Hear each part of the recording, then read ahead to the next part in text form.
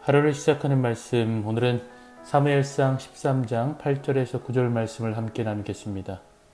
사울은 사무엘이 정한 기한 대로 이랫 동안을 기다렸으나 사무엘이 길갈로 오지 아니하며 백성이 사울에게서 흩어지는지라.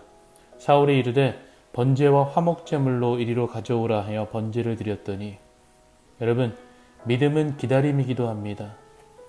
내가 잘 아는 것이기 때문에 하나님의 뜻을 수정해서 그냥 행하는 것이 아닙니다.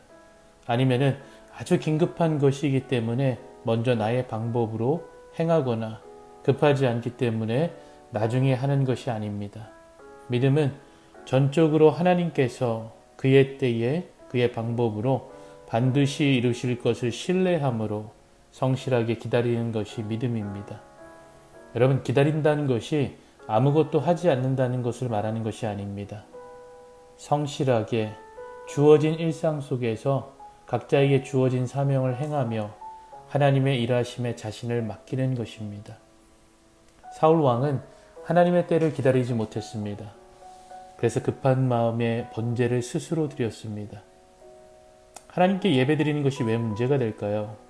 오히려 예배를 드리지 않는 것이 문제지요. 그런데 13절을 보면은 사무엘이 사울에게 이렇게 말합니다. 왕이 망령되이 행하였도다 라고 합니다. 여기서 망령되게 행했다라는 말은 허망하고 거짓된 영으로 행했다라는 말입니다. 같은 단어를 사무엘상 26장 21절과 사무엘하 15장 31절에서는 어리석은 행위라고 번역하고 있습니다. 사울 왕이 제사를 드린 것은 흩어지는 백성들을 방지하기 위한 민심 수습 차원에서 드린 제사입니다. 그래서 백성들의 사기를 끌어올리기 위한 처방이었습니다. 예배의 의미가 상실되어 있는 겁니다. 오직 자기 자신의 왕권을 유지하기 위해서 드린 예배입니다. 한마디로 예배를 이용한 것입니다. 그래서 망령되이 행했다라는 것입니다. 그래서 어리석게 행동했다는 것입니다. 여러분, 이처럼 우리도 믿음이라고 말하면서 나의 유익을 위해서 예배를 이용하고 나의 유익을 위해서 기도를 사용하고 나의 유익을 위해서 전도와 선교를 하지 않습니까?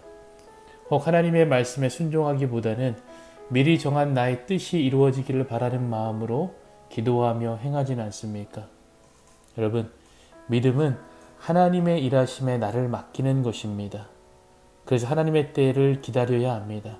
사무엘은 순종이 제사보다 낫고 듣는 것이 수장의 기름보다 나으니라고 했습니다.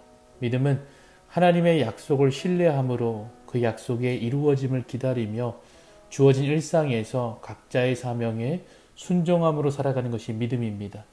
오늘 우리의 하루가 이 믿음으로 살아가는 하루가 되기를 원합니다. 하나님이 반드시 이루십니다.